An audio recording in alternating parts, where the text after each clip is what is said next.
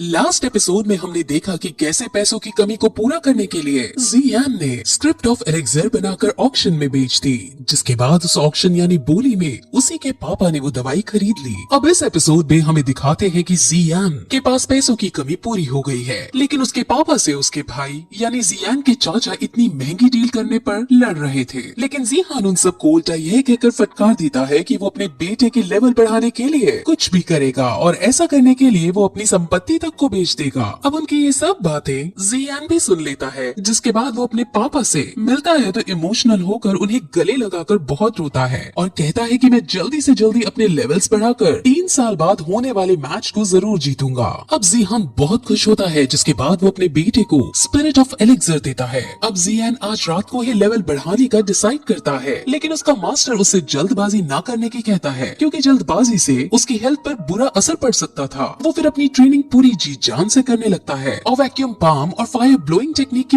बहुत प्रैक्टिस करता है और इससे उसके मास्टर भी उसकी प्रोग्रेस को देखकर काफी इम्प्रेस होते हैं, क्योंकि वो उनकी आशा से भी ज्यादा आगे निकल रहा था, यानी बहुत ज्यादा अच्छा परफॉर्म कर रहा था। अब जियान का मन लेवल 7 पर पहुंचने का था, लेकिन मास्टर कहते हैं कि वहां तक पहुंचने में तुम्हें 1 साल का समय लगेगा। लेकिन जियान को 2 महीने के अंदर लेवल 7 तक पहुंचना था, क्योंकि 2 महीने बाद उसके शहर में कमिंग ऑफ एज सेरेमनी है, जिसके अंदर उसे अपनी कैपेबिलिटीज दिखानी है। वहीं हमें नायान को दिखाते हैं, जो अभी भी एक पर्वत पर बैठकर मेडिटेट कर रही थी और 3 साल बाद होने वाले मैच के बारे में सोच रही थी। वहीं फिर जियान को प्रैक्टिस करते हुए 1 महीना बीत जाता है, जिसके बाद उसकी बहन उससे सुबह सुबह बुलाने आती है, जिसके बाद वो दोनों उस टावर के पास जाते हैं जहाँ सब अपना लेवल चेक करते थे। पहले जी जूनियर अपना लेवल चेक करती है, जिसमें उसका लेवल 9 था, लेकिन जब जियान अपना लेवल चेक करने जाता है तो हमेशा की तरह सब उसका काफी मजाक उड़ाते हैं। लेकिन फिर जियान लेवल चेक करने जाता है, जिसके अंदर वो अपना लेवल 7 पाता है। असल में इस 1 महीने में उसने अपने मास्टर की मदद से नॉर्मल से काफी ज्यादा हार्ड ट्रेनिंग की थी और पानी को भी अपनी प्रोड्यूस की हुई फ्लेम से उड़ाने की ताकत प्राप्त कर ली थी, जिसकी वजह से उसका लेवल 7 पर पहुंच गया था। अब जियान वैक्यूम पाम और फायर प्रोड्यूस करने में एक्सपर्ट हो चुका था। अब ये देखकर सब काफी शौक होते हैं और उसकी तारीफ करने लगते हैं। वहाँ एक लड़की जिसका नाम जीमाई है, वो भी अब जियान के साथ मिलकर प्रैक्टिस करना चाहती थी, जिसके बारे में वो जियान से पूछती भी है, लेकिन जी जूनियर उसे साफ मना कर देती है। अब जियान के पापा यानी जिहान की भी काफी तारीफ होने लगती है। वहीं दूसरी तरफ ये खबर जियाली भी हाउस के हेड तक पहुंचती है, जहां वो काफी ज्यादा उफान जाता है। लेकिन फिर उसका बेटा उसको इविल स्माइल देता हुआ एक प्लान बताता है कि 1 महीने बाद कमिंग ऑफ एज सेरेमनी जाएंगे और उसके अंदर में उसकी कमजोरी का पता लगा लेंगे और उसको आसानी से हराने में सक्षम हो जाएंगे। वहीं फिर 1 महीने बाद अब सेरेमनी स्टार्ट होती है, जिसके अंदर जियान को रिंग के अंदर बुलाया जाता है और अनाउंसमेंट की जाती है कि कोई भी जिसका लेवल 9 या 9 से नीचे हो वो जियान को चुनौती दे सकता है। जिस पर अब जीनिंग उसके सामने आता है और उससे लड़ने लगता है। जीनिंग वही है जो हमेशा से जियान को परेशान करता था और जिसके पिछले एपिसोड में जी जूनियर से ट्रेनिंग फाइट भी हो रही थी। अब उन दोनों में लड़ाई शुरू होती है, जिसमें पहले जियान दोगले ही करता है, लेकिन फिर अब उस पर अटैक करना शुरू करता है, जिसके बाद वो फायर ब्लोइंग टेक्निक का यूज कर उस पर एक ही अटैक करता है और उसी से जीनिंग हार जाता है। अब जीनिंग को बहुत गुस्सा आता है, क्योंकि लेवल 8 होने के बावजूद वो लेवल 7 वाले से हार गया था। लेकिन अब इस मैच में जियान ने क्योंकि अपनी फुल स्ट्रेंथ का प्रदर्शन दिया था और स्पिरिट ऑफ एलेक्जेर भी अब अपना असर दिखाना शुरू कर गई थी, इसीलिए अब उसका लेवल वही 7 से 8 पर पहुंच जाता है, यानी वो अब लेवल 8 का योद्धा बन जाता है। जिसके बाद जीनिंग गुस्से में आप पीछे से उस पर वार करने आता है, लेकिन जियान इस बार फायर ब्लोइंग और वैक्यूम पंप दोनों का एक साथ यूज करते हुए उसे बहुत दूर फेंक देता है, जिससे वो बहुत घायल हो जाता है। वहीं जिया लीबी भी मौजूद था, जहां वो अब अपने इविल प्लान को अंजाम देता है और उसे चुपके से एक हाईली कल्टिवेटेड मेडिसिन दे देता है, जिससे वो इंस्टेंट बहुत ज्यादा शक्तिशाली बन जाता है, यानी उसकी स्ट्रेंथ काफी ज्यादा बढ़ जाती है। सभी लोग उसको देख समझ जाते हैं कि इसने ऐसी दवाई खाई है जो उनके शहर में बैन है। वो उसको रोकने की भी कोशिश करते हैं, लेकिन जीनिंग के ऊपर गुस्सा सवार था, जिसके बाद वो सीधे जियान को मारने उसके पीछे दौड़ता है। लेकिन जियान उससे नहीं डरता और वो काउंटर अटैक करता है, जिसमें वो जीनिंग की हड्डी पसली तोड़ देता है। अब मैच बैन किया जाता है, जहां जीनिंग का फादर उसके पास आकर उसका हाथ चेक करता है। उसका एक हाथ बुरी तरह से टूट गया था, जिस पर वो जियान को फटकारता है, उसे एक क्रूअल आदमी बताता है। लेकिन वहाँ जी क्लैन के और भी लोग अब आते हैं, जहाँ वो जीनिंग की ही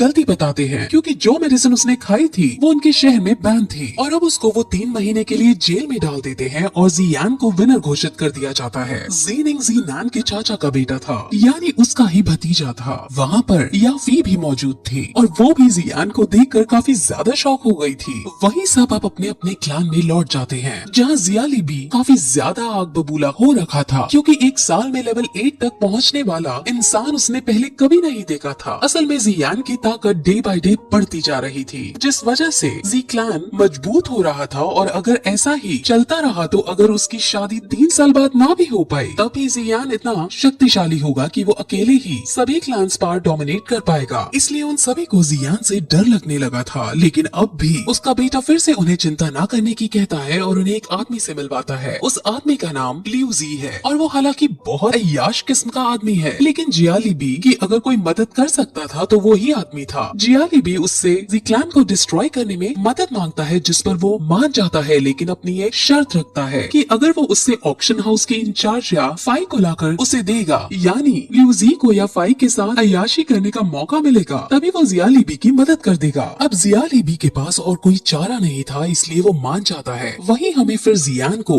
दिखाते हैं जो बाजार में घूमते हुए अपनी बहन के साथ कई तरह की और टेक्निक पर डिस्कस कर रहा था, लेकिन वहाँ वो अपने आसपास की नोटिस करते हैं कि आज की मार्केट अलग है। वहाँ जब वो इसका पता लगाने की कोशिश करते हैं तो उन्हें पता चलता है कि जियाली बी हाउस ने मार्केट को खरीद कर उनका दाम सस्ता कर दिया है, जिसकी वजह से जी क्लान की मार्केट पूरी तरह से बंद होने के कगार पर आ गई है। जिस पर अब जियान इसका कोई ना कोई सोल्यूशन निकालने का डिसाइड करता है और ऑक्शन हाउस में जाकर याफी से मिलता है, जहाँ वो उसे एक मेडिसिन फॉर्मूला देता है। वो मेडिसिन फॉर्मूला ब्लीडिंग वुंड्स को क्लॉट करने का था। असल में जिस चीज से जियाली बी ने मार्केट को अपने अंडर कर लिया था वो एक रिजेन्युएशन पाउडर था, जिसका दाम बहुत सस्ता और असर बहुत तगड़ा वाला था। इसके लिए जियान बेस बदलकर रिजेन्युएशन पाउडर से भी अच्छी मेडिसिन का फॉर्मूला ऑक्शन हाउस में लेकर लाया था, ताकि वो यहाँ इसको बनाने के इंग्रेडिएंट्स हासिल कर सके और जी क्लान फिर से अपनी मार्केट हासिल कर सके। अब याफी उसको इस मेडिसिन को बनाने के लिए इंग्रेडिएंट्स देने से मना कर देता है, क्योंकि वो जियाली बी के साथ किसी तरह का पंगा नहीं लेना चाहती थी। वो बात कर ही रही होती है कि अचानक वहाँ बहुत सारे सैनिक आकर उन पर हमला करने लगते हैं, लेकिन जियान उन सबको अपने एक ही हाथ से वैक्यूम पंप टेक्निक का यूज करते हुए सबको मारकर सबको हरा देता है। अब याफी एक सैनिक से पूछती है कि तुम्हें किसने और क्यों भेजा है, जिस पर सैनिक बता देता है कि उसको लियू जी ने तुमको किडनैप करने के लिए भेजा है, ताकि वो तुम्हारे साथ अय्याशी कर सके। अब ये सुन याफी को काफी गुस्सा आता है और वो सैनिक को चांटे मार मार कर भगा देती है और जियान का धन्यवाद करती है। वो उससे काफी ज्यादा इम्प्रेस हो जाती है, जिसके बाद वो उससे सारे इंग्रेडिएंट्स दे देती है,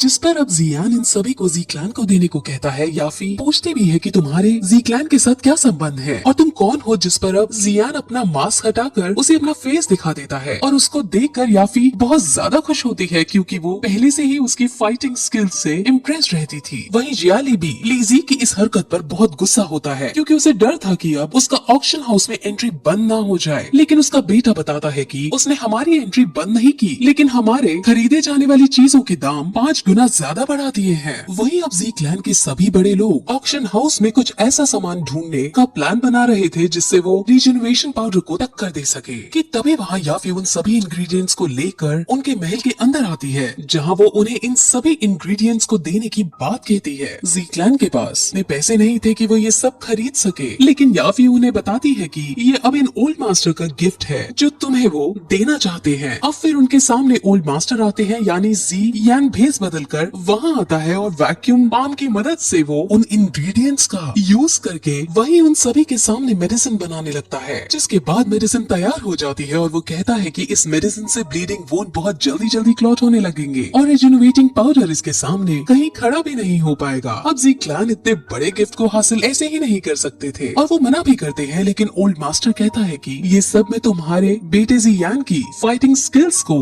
देखकर यानी उससे इम्प्रेस होकर दे रहा हूँ। और ये सब कहकर याफी और ओल्ड मास्टर दोनों वहाँ से चले जाते हैं। याफी रास्ते में उसे समझाती भी है कि जियाली बी से तुम्हें थोड़ा बचकर रहना पड़ेगा, लेकिन जियाली बी से कोई डर नहीं था। और इसी के साथ ये एपिसोड भी यही खत्म हो जाता है।